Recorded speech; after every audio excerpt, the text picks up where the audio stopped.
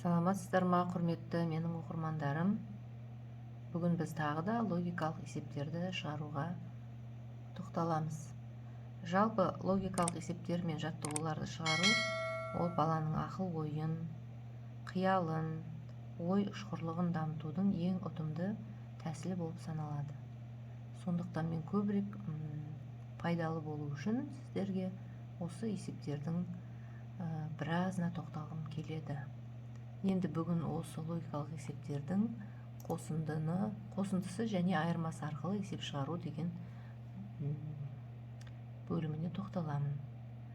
Бірінші есеп: екі санның қосындысы 95, біріншісі екіншісінен 27-ге кем. Бұл қандай сандар? Енді осы есептің шығару жолын көрсетейін. Бұл сандарды табу үшін 95-тен 27-ні азайтамыз. Сонда бізде 68 қалады. Енді 68-ді теңде 2-ге бөлеміз. 34-ге тең. Бұл бірінші сан. Бұл мына жердегі бірінші сан. Енді екінші сан 34 емес, ол бірінші санымыз біздің 27-ге кем болса, керісінше қарама-қарсы оған 27-ге артық болады. Сондықтан біз 34-ге 27-ні қосуымыз керек. Бізде 61 деген сан шығады. Бұл біздің екінші санымыз. Мінекей, бірінші сан 34, екінші санымыз 61. Енді екеуін қосайық, тексереміз.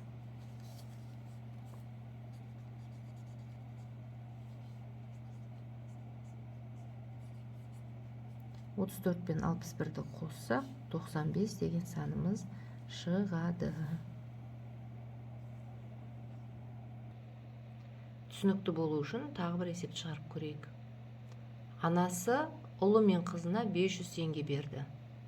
Ұлына қарағанда қызына 150 теңге артық берді. Анасы ұлы мен қызының әрбіріне қанша ақша берген? Енді осы есеп шығарып көрейік. Әуелі 500-ге 150-ді қосып аламыз, өйткені артық деп тұр.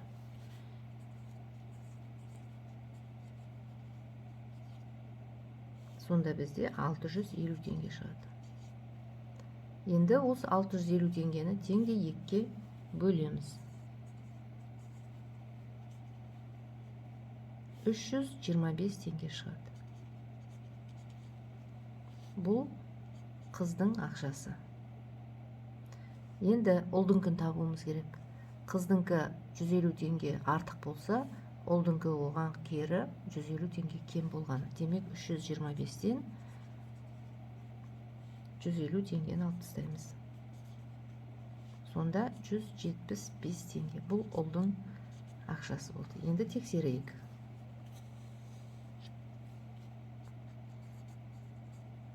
Ұл мен қыздың ақшасын қосамыз.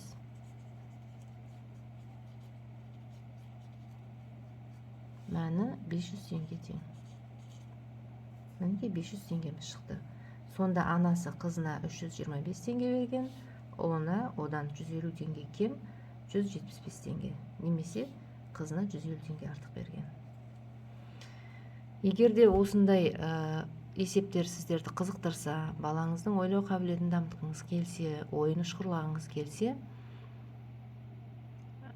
комментарийға жазып кетіңіздер. Бірнеше есептердің нұсқасын беруге дайынмын. Видео қызықты болса және сіздерге пайдалы болса, лайк басып, комментарий жазып, қоңыраушаны басып кетіңіздер және достарыңызбен бөлісуді ұмытпаңыздар.